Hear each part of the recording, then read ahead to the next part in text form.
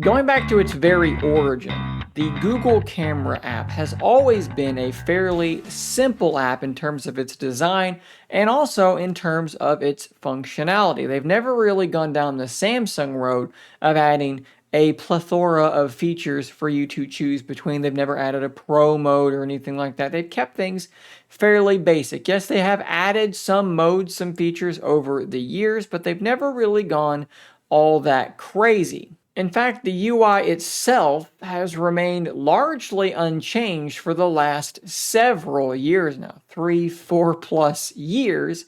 And that has led to a lot of people clamoring for some updates, for some changes to that UI. Today in this video, we're looking at an article posted on Android Authority by, once again, Camilla Wojciechowski. They continue to absolutely knock the Pixel stuff in particular, things like this, absolutely out of the park. This article does detail some changes coming to the camera app, coming with the Pixel 8, and personally, we'll go through these one at a time, but I'm a little bit disappointed. So the first thing that is apparently changing here, and Camilla fantastically literally has screenshots of these things, which is really, really impressive. The first thing that's changing is they are finally breaking down photo and video into their own separate categories. Now, this never really was an issue before, but as they have added more and more modes, we're kind of in this weird place where as you're scrolling through the modes down there at the bottom, you may find it harder to find what you're looking for because there are just a lot of different modes. So quickly being able to sort photo or video and then find the mode on this bar here, I think makes a lot of sense. So the next thing that has changed, and I don't know if you're actually going to be able to quickly spot it, which kind of underlines the question of why bother changing it if it is so hard to notice. If you look at the switch button here, the one that goes between the normal camera and the selfie camera, and your library button, your camera roll button, they've swapped places.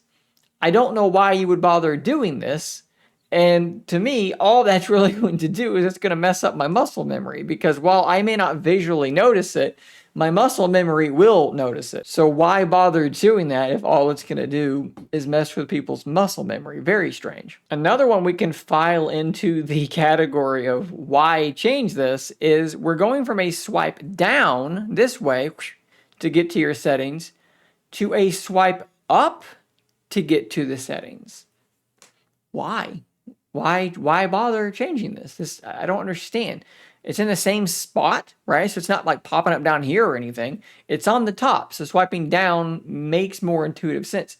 Why change this? Now, this one I do think is a positive change. When I talked about getting these two categories down here, what that means is when you're in each category, you, in theory, have more room for different modes. So you don't just have this crazy long list of modes.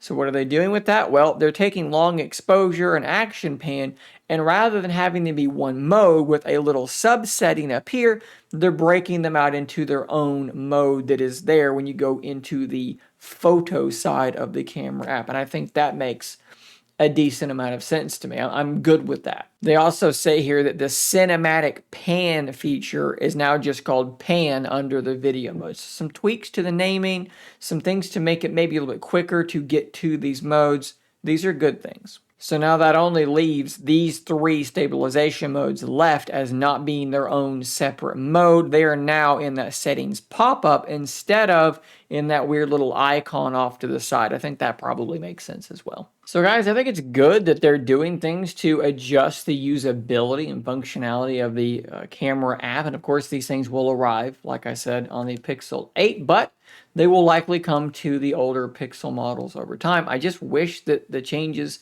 were maybe a bit better. I think these are kind of hit or miss. A couple of these seem like changes for the sake of making changes that I don't know that anyone's going to really notice. I think if you do notice them, it's going to be primarily because it's changed and your muscle memory is now throwing you off and you're making more mistakes than you were before.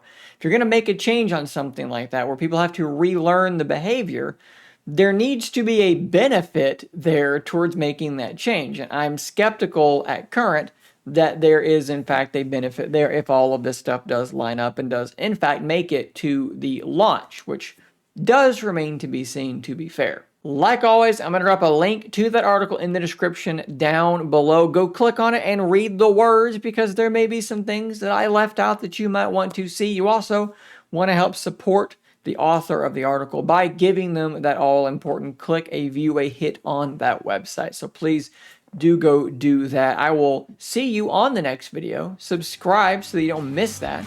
And until next time, stay nerdy, my friends.